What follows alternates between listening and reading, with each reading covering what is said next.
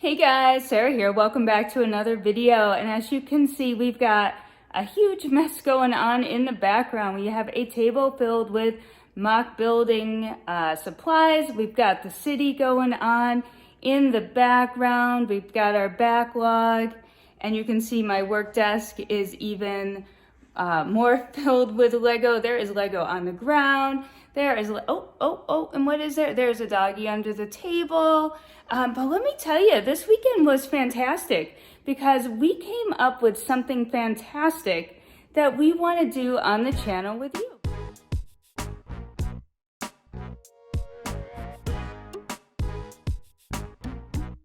Okay, so you're probably wondering what is so fantastic? So a lot of comments that I get both in live stream and in my videos is, are you going to make mocks for your city? Now again, my city is in a very early stage of development and I haven't even built all of the actual modulars that have come out over the years, but this weekend I thought I was just going to be building the rebrickable alternative build for the bookshop, which is an antique store, and it is looking fantastic. But what I started to do while my husband was kind of busy parting out the bookshop was I started to sort some different colored bricks and things for mocks. So that is a question that I always get. Are you going to build mocks? Are you going to put a city skyscraper in? And the answer is yes and yes. And actually, maybe you guys can help me out. If you have pieces other than the Avengers Tower for skyscrapers, leave comments below so I can check out the pieces and things I'll need, because right now I'm finding that, oh my goodness, it takes like a huge amount of bricks to build even a 16 by 32 size Lego modular mock. And that's exactly what I did, but I'm not going to show it to you. It's not quite ready, but I wanted to put together kind of a whole series of videos that show mock building in a very simple way, because maybe a lot of you feel like I did, sort of intimidated by building mocks. You know, for sure I thought, oh, I can barely follow instructions, so how am I going to create a mock? But guess what? You can. You absolutely can. And I had so much fun building this mock. I think I had more fun than actually putting together Lego sets. So now I'm all over Bricklink and eBay looking for pieces for different themes I have. I'm probably going to have so many themes I'm not even going to know where to start. But I had a fantastic time, and I want to show off how cool Lego mock making can be. I remember on a live stream I had a commenter who, and this could have been taken either way, so I chose to look at it as food for thought, okay? So he said, or she said, you know, every city update I look at is like the same thing. People don't make their own mocks.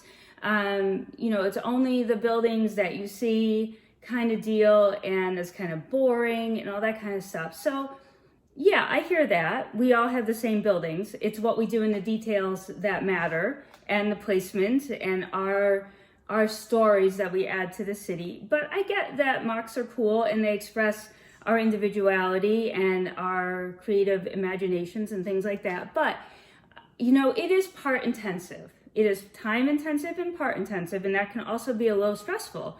So if you love your city with just the main buildings and a set that you can pick up really fast in the store, awesome. Like, no doubt it's awesome. And if all I ever saw were Lego YouTubers who had completely custom cities, I'd be like, well, there's no way I can do this. So buying the sets, you know, even though they're expensive, and let me tell you that pricing out bricks to build your own sets is also pretty pricey, but it gives us all a starting point. So I've made my first modular mock and I love it, and it's a very special theme that I can't wait to show you. I'm tinkering with a few things. I've probably unbuilt it and rebuilt it quite a few times now, but it is so much fun. So it's so much fun searching for that one piece, because honestly, I have tubs and tubs of pieces.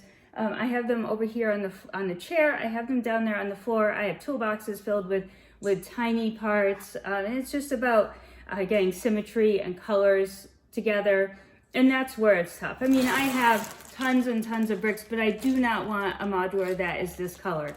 However, if you do, okay, I do have an awesome Lego modular building that is made using one classic creative box. And I'll leave that description below and at the end of this video. So if you are really interested in getting into MOCs, seeing what we're doing with our city with MOCs, you need to like and subscribe so that you can follow along. And we are going to get into the different kinds of MOCs out there that you can do, whether from scratch, from combining sets, things like that, to going to the Pick a Brick wall at your local Lego store or finding bricks online.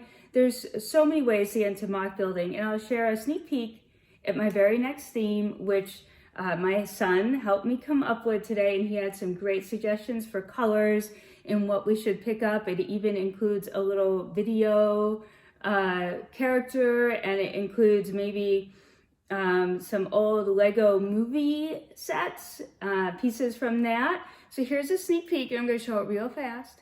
It's going to go across, going to go across, going to go across, and it's done.